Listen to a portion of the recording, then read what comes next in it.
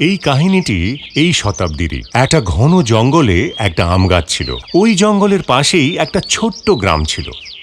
ওই গ্রামের একটা ছোট্ট বাচ্চা ছেলে রামু ওই জঙ্গলে গিয়ে ওই আম গাছের পাশে খেলা করত।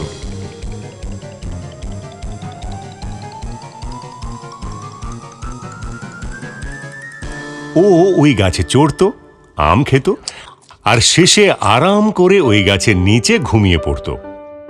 রামুর ওই গাছের সাথে খেলতে ভালো লাগতো, আর গাছও খুশি হতো। সময় কাটতে থাকে আর রামুও বড় হয়। এখন রামু রোজ ওই গাছের সাথে আর খেলে না। একদিনের কথা, রামু হাঁটতে হাঁটতে ওই গাছের কাছে গেল। ও খুব দুঃখী ছিল। এসো রামু বাবা, আমার সাথে খেলো, আম গাছ বলল। আমি এখন আর বাচ্চা নই যে তোমার সাথে খেলবো। এখন আমি আর গাছের সাথে খেলি না। রামু উত্তর দিল, আমার এখন খেলনা চাই, আর খেলনা কেনার জন্য আমার এখন পয়সার প্রয়োজন। রামু আরও বলে, মাফ করো বাবা, কিন্তু আমার কাছে তো পয়সা নেই। কিন্তু তুমি আম পাড়তে পারো, আর সেটা বাজারে বেচে পয়সা রোজগার করতে পারো। রামু এটা শুনে খুব খুশি হলো। ও আম পেড়ে সেটা জড়ো করে খুশি মনে সেখান থেকে চলে গেল। কিন্তু অনেক দিন অবধি রামু আর ওই গাছের কাছে ফিরে এলো না। বেচারি আম গাছ খুব দুঃখ পেল। কয়েক বছর পর রামু যখন যুবক হয়ে গেছে, আবার ফিরে এলো সেই আম গাছের কাছে।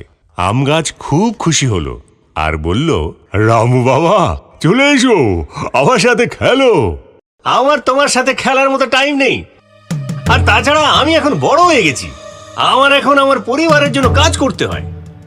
আমার একটা ঘর চাই, তুমি কি আমাকে সাহায্য করতে পারবে? রামু প্রশ্ন করে। আমাকে ক্ষমা করে দাও বাবা, আমার কাছে তো ঘর নেই যা তোমায় দিতে পারি। কিন্তু তুমি আমার ডাল ভেঙে তোমার ঘর তৈরি করতে পারো। এটা শুনেই রামু আম গাছের সব ডাল ভেঙে নিজের সাথে সেসব নিয়ে খুশি মনে সেখান থেকে চলে যায়। ডাল ভাঙা সত্ত্বেও আম গাছ খুশি ছিল, কিন্তু রামু এরপর আর এলো না। আর ওই বেচারি গাছ খুব দুঃখ পেল। কিছু বছর পর গরমের সময় রামু আবার এলো ওই গাছের কাছে। গাছ খুব খুশি হলো। এসো বাবা, আমার সাথে খেলো। না, আমি এখন বুড়ো হয়ে গেছি। এখন আমার জীবন আরামে কাটানোর জন্য নৌকা চালাতে চাই।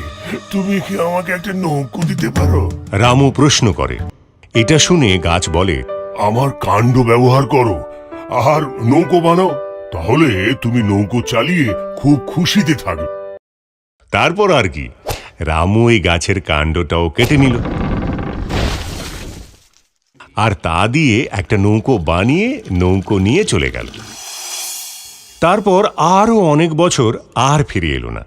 এভাবেই অনেক বছর কেটে গেল। অবশেষে একদিন রামু ফিরে এলো। রামুকে দেখে গাছ বলল, আমাকে ক্ষমা করো, কিন্তু তোমাকে দেওয়ার মতো আমার কাছে আর কিছুই নেই। আম তো কবেই শেষ হয়ে গেছে। রামু বলল, কোনো ব্যাপার নয়, এখন তো আমার দাঁতই নেই আম খাবার জন্য।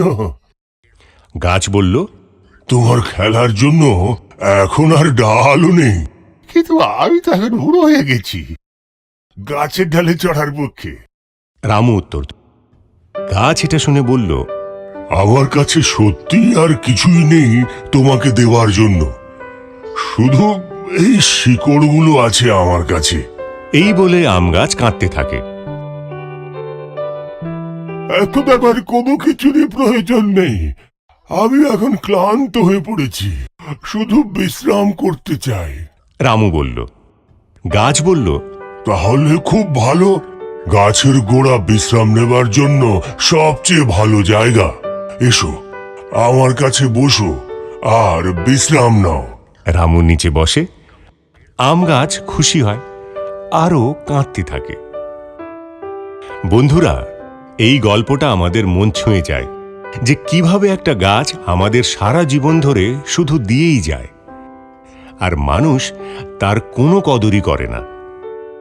গাছ আমাদের ছায়া দেয়, ফল দেয়, কাঠও দেয়, কিন্তু আমরা এই মানুষরা ওদের নির্দয়ের মতো নিজেদের স্বার্থে কাটি আর বিনিময়ে কিছুই দিই না। বন্ধুরা, তোমাদের অনুরোধ করছি, তোমরা নতুন গাছ না লাগাতে পারলেও অন্তত ওদের কেটো না। ধন্যবাদ।